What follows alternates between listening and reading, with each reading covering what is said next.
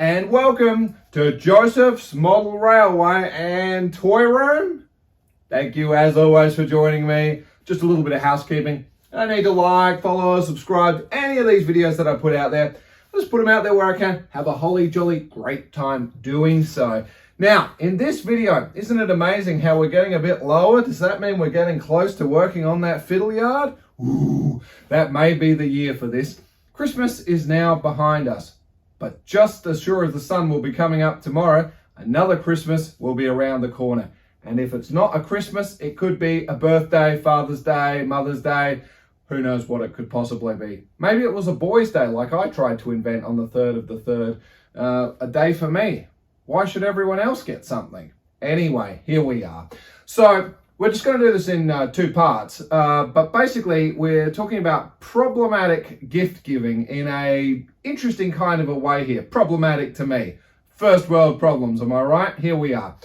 We're not talking about this tremendous tractor, but the situation is that this will be a really quick couple of videos. Basically, there's something I'd like to buy at a tremendous price point. However, it's not quite how I want it to be and thought, I think we can personalize it. So that's what we're going to look at in the first part.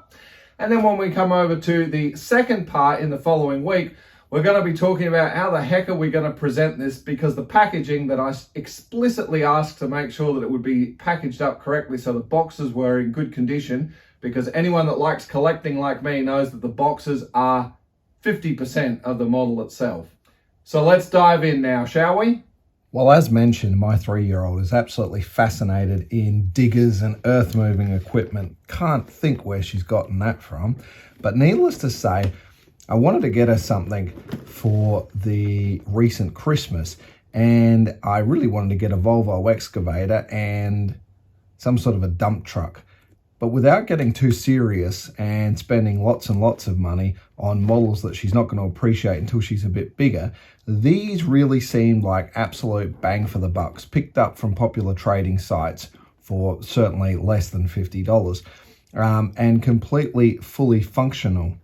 In fact, if you just come in, you should be able to see just on the side, here's the controller you get with it. There's a range of options for the excavator to move backwards, forwards, and full operation of swinging and controlling the actual armature itself. The flip side is, even with specific instructions to say it's going to be a gift, can you make sure it's packed in the appropriate packaging and isn't damaged? I think, as you can see, it hasn't done too well. However, the model inside is fine. The next complication, which is what this video is about, is that it certainly looks like it's a Volvo digger with the grey-styled arm, and I don't know if Yi Gong is actually a brand of earth-moving equipment or not. I suspect it probably is not. And so I thought what we can do, at least even with a cheap model, is why don't we just try and add a bit of personalization. It doesn't have to be accurate. I'm sure someone can quickly do a Google and tell me that this happens to be a Kubota or a Kobelco, or it could be a Caterpillar. I have no idea what the actual model could be. I'm just going to add a little bit of our own recognizable personalization and see how we get on with this. Is this going to work? I really don't know, but I think it's always a bit of fun getting stuck into something simple. Well, as always, our tools of trade will be 100% PVA, a diluted mix of that with water and dishwashing liquid, and of course some scissors, and of course our go-to finer scissors, and of course a handful of cotton buds or Q-tips or earbuds, or whatever you want to call these things.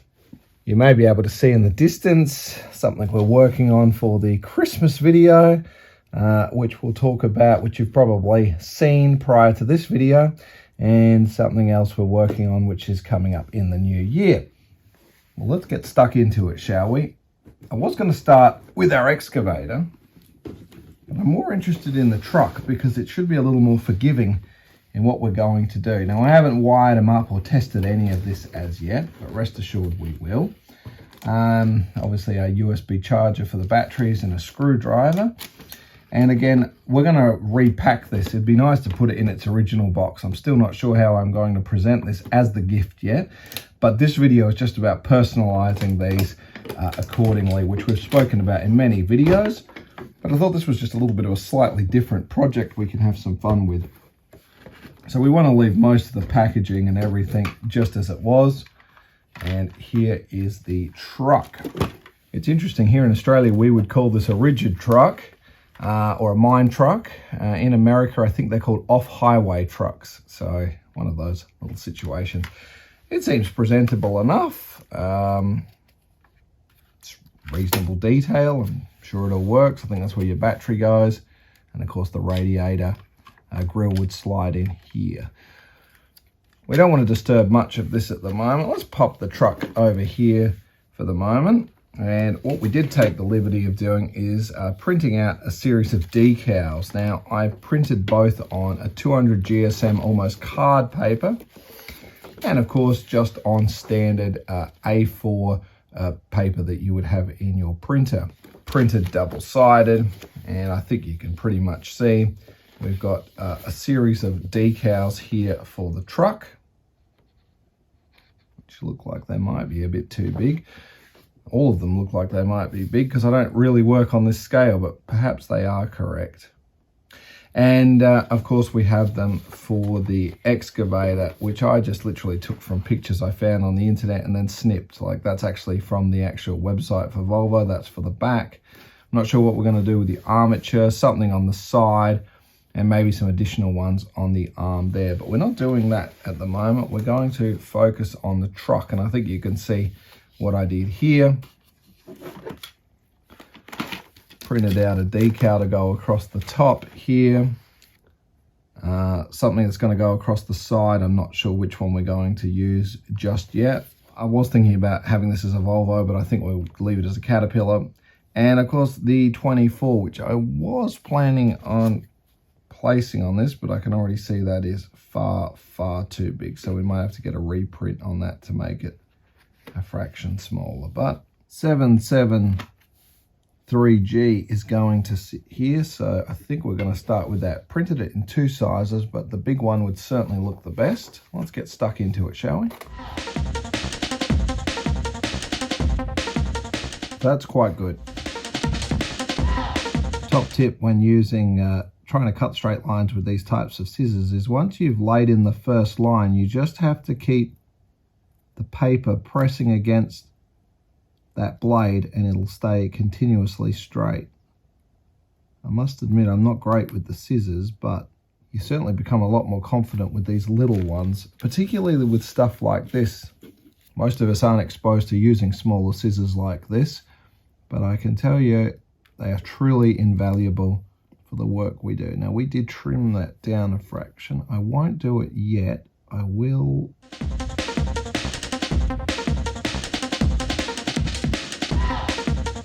If you're wondering why I'm not gluing them straight on, we're going to do it all in the same process.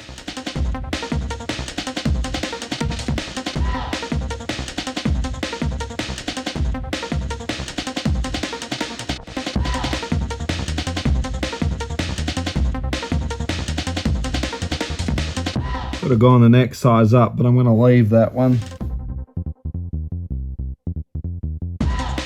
What's the big deal with the watered down version? Well, it pretty much goes around like a sealer. We still have another step we're going to do after this, but basically this just stops the edges from coming up and looking nasty. That doesn't look all that bad. Well, let us start with the so-called easy part, and it won't be. We're going to add these numbers to the front. And we have chosen 24 because it is the year 2024, so it's a timely little reminder there. Fortunately, because there's a series of raised bolts or something here, they can't quite be spaced out how I'd like them to be because of the shape. Could have made the font just a little smaller. The main parts. I want to take a blade and slice the gaps back out again. Will it work? Probably not. And you can see I printed it over the grey to sort of soften the colour up. I didn't want it to stand out too much, and I know it's a gift, we don't want it to be too weathered, but you can't argue with the fact that it looks a little more presentable than a bright fluoro shiny situation.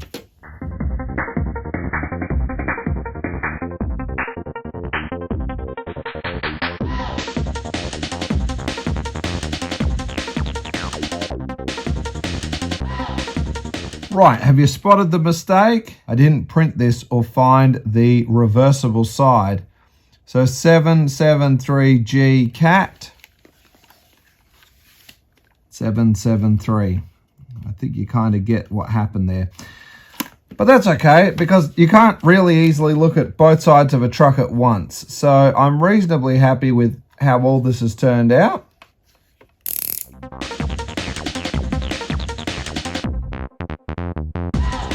I think the best way for us to get any more done on that is to put some of our scenic cement over it, which is what that's designed for with the Mod Podge. So we'll put some of that on. So that's exactly what we've done here, as you can see. That's just our scenic cement that we usually do to lock our ballast and scenery into place.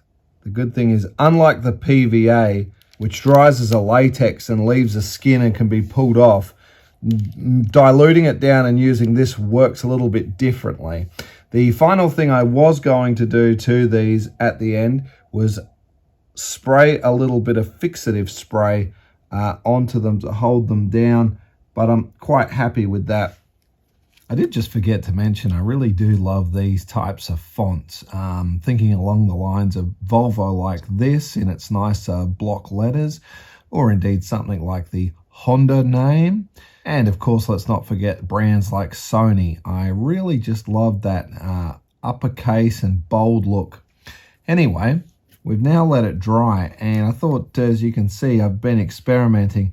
Cutting it's becoming a little tricky to get down, but what I am finding the easiest way is to just take some form of a black pen. These are the ones I use as my day-to-day pens. And just work your pen down into that groove. This gives a pretty good appearance. Remember, we're gifting this as something new, so we're not going to put a wash or anything over it. But I think this still keeps the integrity there, and just that little bit of texture on the front still seems quite plausible. And I think you can see that Mod Podge, as opposed to a PVA going over the top, gives a nice finish. Nothing's peeling or cracking off. I think it looks all right. Spectacular. Since we're going to be gifting this, I won't be putting a wash or anything like that over it, although I think you can all see the logic in that. But I think it looks fantastic. And honestly, I'm not too worried about the models and the things. I think any 3-year-old, that just looks like a fantastic lot of fun. I mean, let's be fair, that colour scheme is not really correct. But core blimey, would have loved to have seen one of these under the Christmas tree. If I was 3, I could only remember my 4th Christmas going back quite that far, and I got a ride-on blue tractor, and it was great.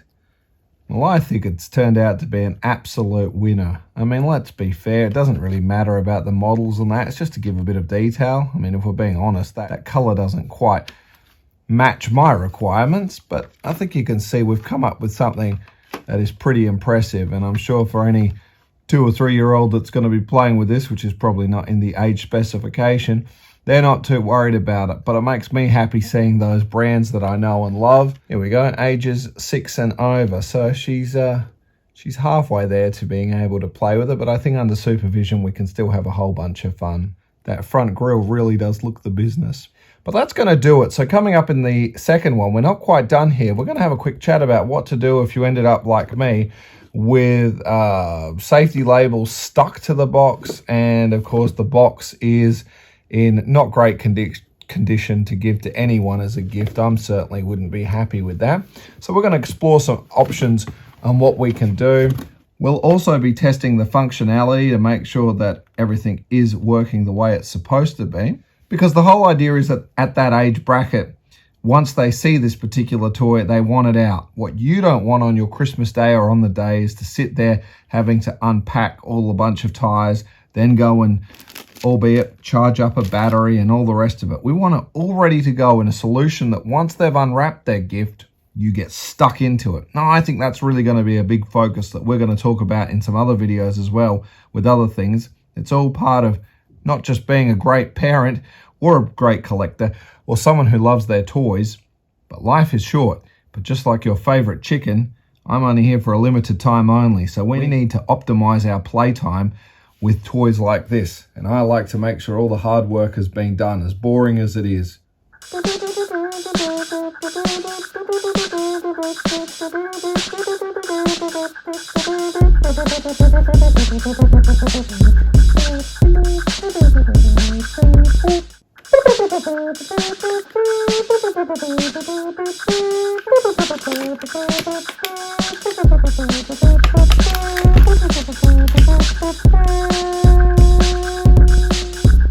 Well, that's going to do it now for part 1. But stick around, because just like magic, I'll still be in the same spot welcoming you to part 2, when we're going to talk about how we are now going to package this back up into some sort of a box and get on with it. But the personalization, I'm really happy with.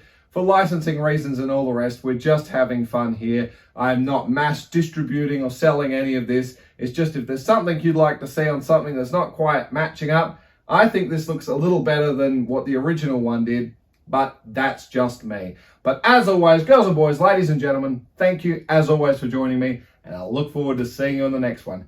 Toodles!